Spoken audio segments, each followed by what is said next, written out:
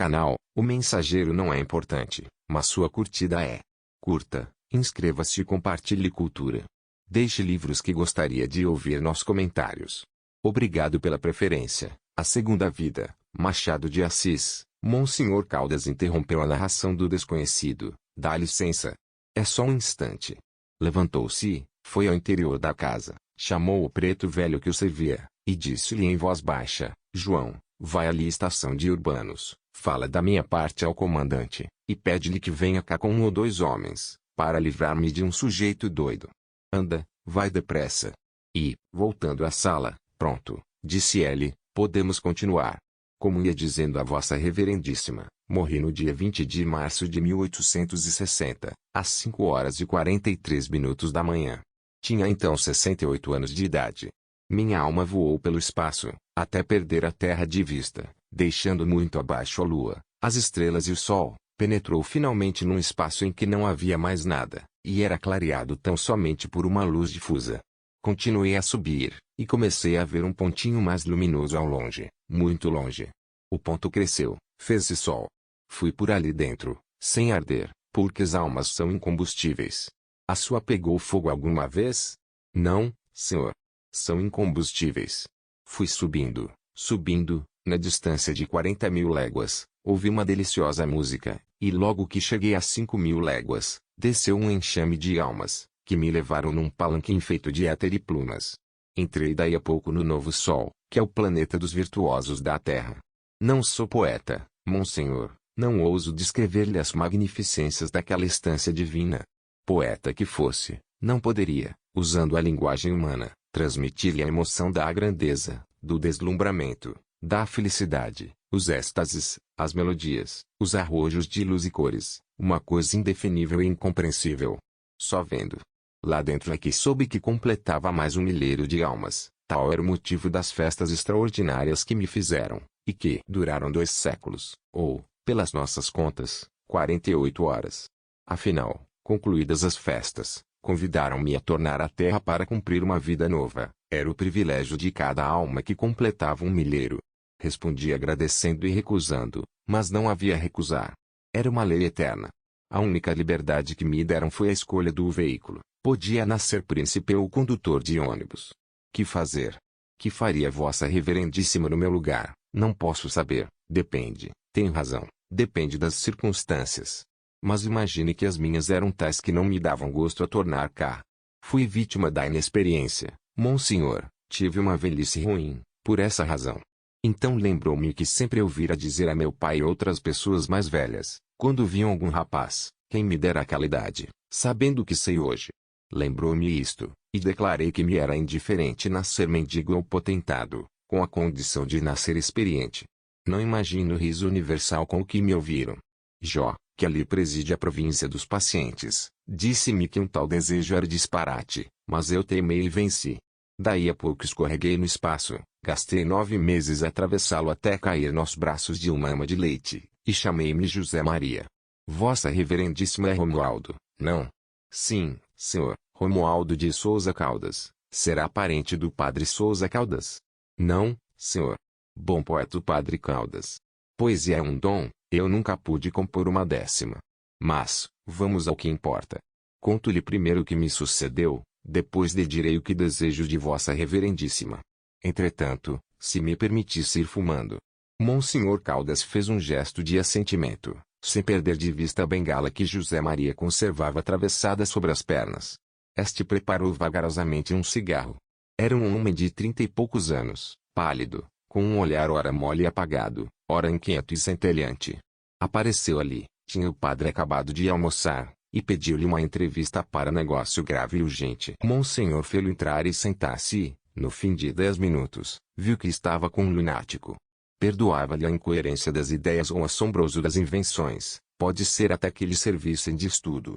Mas o desconhecido teve um assomo de raiva, que meteu medo ao pacato clérigo. Que podiam fazer ali o preto, ambos velhos, contra qualquer agressão de um homem forte e louco? Enquanto esperava o auxílio policial, Monsenhor Caldas desfazia-se em sorrisos e assentimentos de cabeça, espantava-se com ele, alegrava-se com ele, política útil com os loucos, as mulheres e os potentados.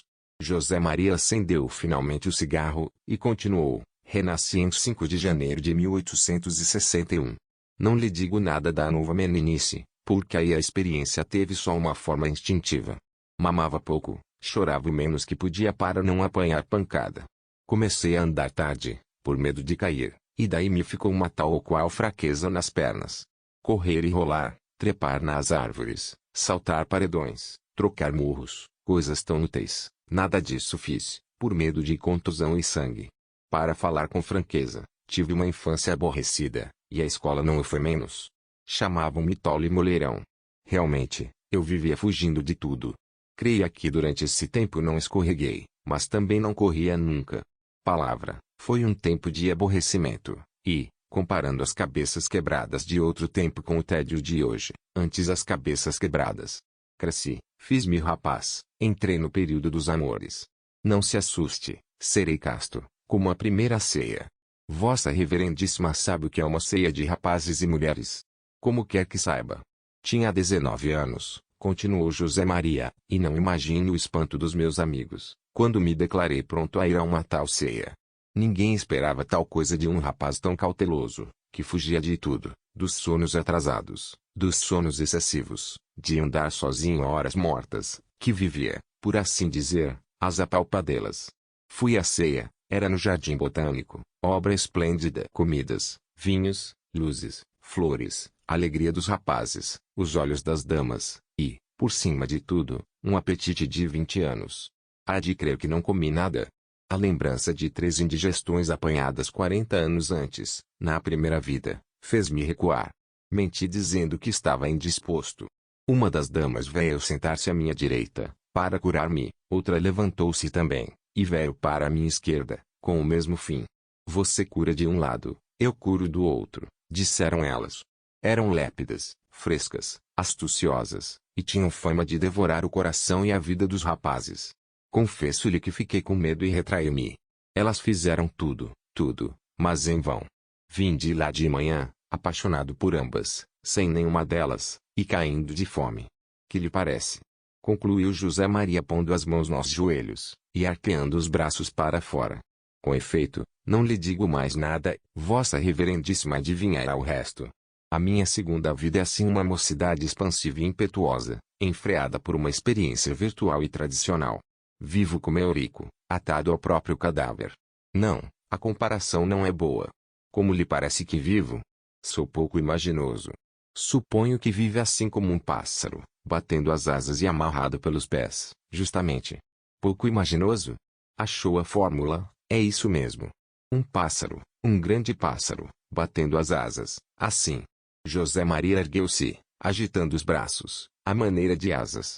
Ao erguer-se, caiu-lhe a bengala no chão, mas ela não deu por ela.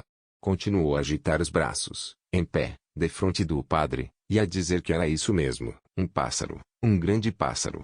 De cada vez que batia os braços nas coxas, levantava os calcanhares, dando ao corpo uma cadência de movimentos, e conservava os pés unidos, para mostrar que os tinha amarrados. Monsenhor aprovava de cabeça, ao mesmo tempo afiava as orelhas para ver se ouvia passos na escada. Tudo silêncio. Só lhe chegavam os rumores de fora, carros e carroças que desciam, quitandeiras apregoando legumes, e um piano da vizinhança. José Maria sentou-se finalmente, depois de apanhar a bengala, e continuou nestes termos, um pássaro, um grande pássaro. Para ver quanto é feliz a comparação, basta a aventura que me traz aqui, um caso de consciência, uma paixão, uma mulher, uma viúva, de clemência. Tem 26 anos, uns olhos que não acabam mais, não digo no tamanho, mas na expressão, e 2 pinceladas de buço, que lhe completam a fisionomia. É filha de um professor jubilado. Os vestidos pretos ficam-lhe tão bem que eu às vezes digo-lhe rindo que ela não envivou senão para andar de luto. Caçoadas. Conhecemo-nos há 1 ano, em casa de um fazendeiro de Cantagalo. Saímos namorados um do outro. Já sei o que me vai perguntar, por que é que não nos casamos, sendo ambos livres? Sim, senhor.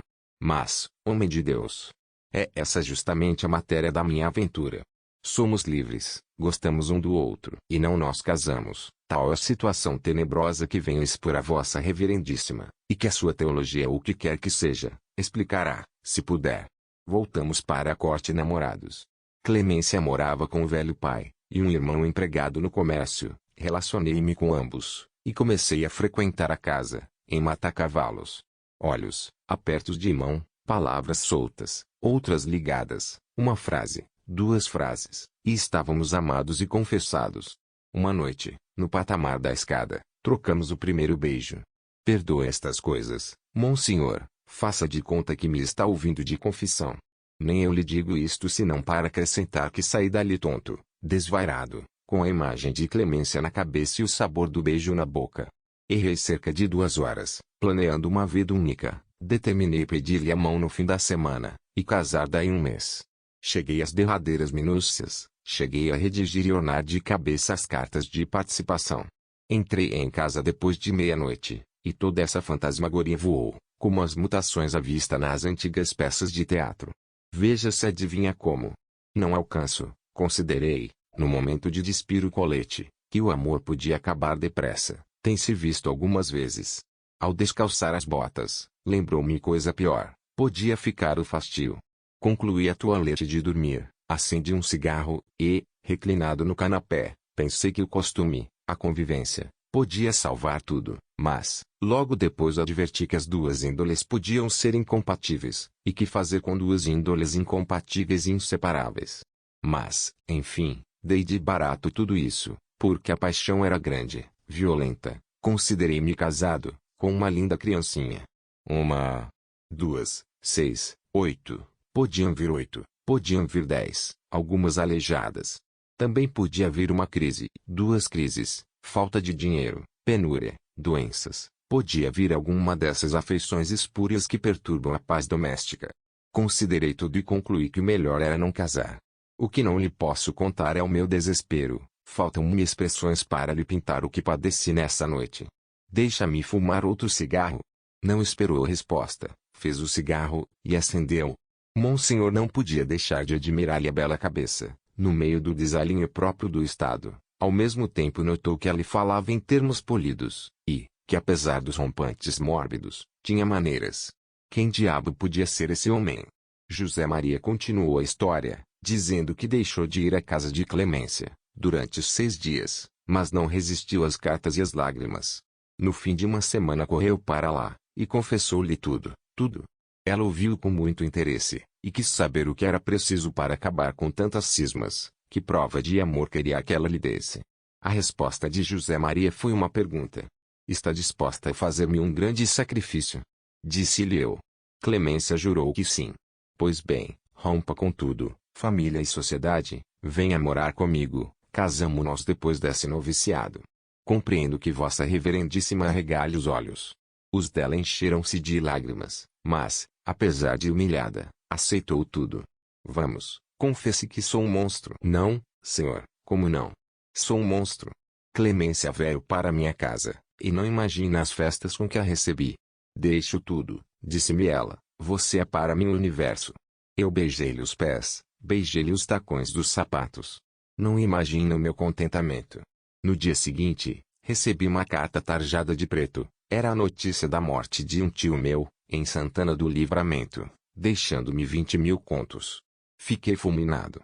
Entendo, disse a Clemência, você sacrificou tudo, porque tinha notícia da herança. Desta vez, Clemência não chorou, pegou em si e saiu.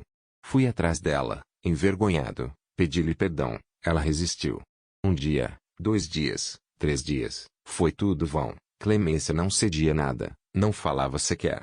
Então declarei-lhe que me mataria, comprei um revólver, fui ter com ela, e apresentei-lhe, este. Monsenhor Caldas empalideceu. José Maria mostrou-lhe o revólver, durante alguns segundos, tornou a metê-lo na algibeira, e continuou, cheguei a dar um tiro. Ela, assustada, desarmou-me e perdoou-me. Ajustamos precipitar o casamento, e, pela minha parte, impus uma condição. Doar os 20.000 contos à Biblioteca Nacional. Clemência atirou-se-me aos braços, e aprovou-me com um beijo. Dei os 20.000 contos. Há de ter lido nos jornais. 3 semanas depois casamo-nos. Vossa Reverendíssima respira como quem chegou ao fim. Qual? Agora é que chegamos ao trágico. O que posso fazer é abreviar umas particularidades e suprimir outras. Restrinjo-me à Clemência. Não lhe falo de outras emoções truncadas, que são todas as minhas, abortos de prazer, planos que se esgarçam no ar, nem das ilusões de saia rota, nem do tal pássaro. Plás. Plás. Plás. E, de um salto, José Maria ficou outra vez de pé, agitando os braços, e dando ao corpo uma cadência. Monsenhor Caldas começou a suar frio. No fim de alguns segundos, José Maria parou, sentou-se, e reatou a narração, agora mais difusa, mais derramada, evidentemente mais delirante. Contava os sustos em que vivia, desgostos e desconfianças. Não podia comer um figo às dentadas, como outrora, o receio do bicho diminuía-lhe o sabor. Não cria nas caras alegres da gente que ia pela rua, preocupações, desejos, ódios, tristezas, outras coisas, iam dissimuladas por umas 3/4 partes delas.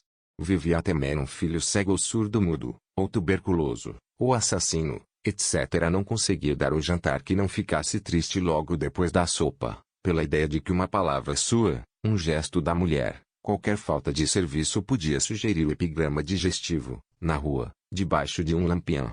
A experiência dera-lhe o terror de ser embrulhado. Confessava ao padre que, realmente, não tinha até agora lucrado nada, ao contrário, perdera até, porque fora levado ao sangue. Ia contar-lhe o caso do sangue. Na véspera, deitara-se cedo, e sonhou. Com quem pensava o padre que ele sonhou? Não atino, sonhei que o diabo lia-me o evangelho. Chegando ao ponto em que Jesus fala dos lírios do campo, o diabo colheu alguns e deu-mus. Toma, disse-me ele, são os lírios da escritura, segundo ouviste, nem Salomão em toda a pompa pode ombrear com eles. Salomão é a sapiência. E sabes o que são estes lírios, José? São os teus 20 anos. Fitei-os encantado, eram lindos como não imagina. O diabo pegou deles, cheirou-os e disse-me que os cheirasse também. Não lhe digo nada, no momento de os chegar ao nariz, vi sair de dentro um réptil fedorento e torpe, dei um grito, e arrojei para longe as flores. Então, o diabo, escancarando uma formidável gargalhada, José Maria, são os teus 20 anos. Era uma gargalhada assim, k. José Maria ria solta, ria de um modo estridente e diabólico. De repente, parou, levantou-se, e contou que, tão depressa abriu os olhos, como viu a mulher diante dele aflita e desgrenhada. Os olhos de Clemência eram doces, mas ele disse-lhe que os olhos doces também fazem mal. Ela arrojou-se-lhe aos pés. Neste ponto a fisionomia de José Maria estava tão transtornada que o padre, também de pé, começou a recuar, trêmulo e pálido. Não, miserável. Não. Tu não me fugirás. Bradava José Maria investindo para ela. Tinha os olhos esbugalhados, as têmporas latejantes, o padre ia recuando. Recuando. Pela escada acima ouvia-se um rumor de espadas e de pés.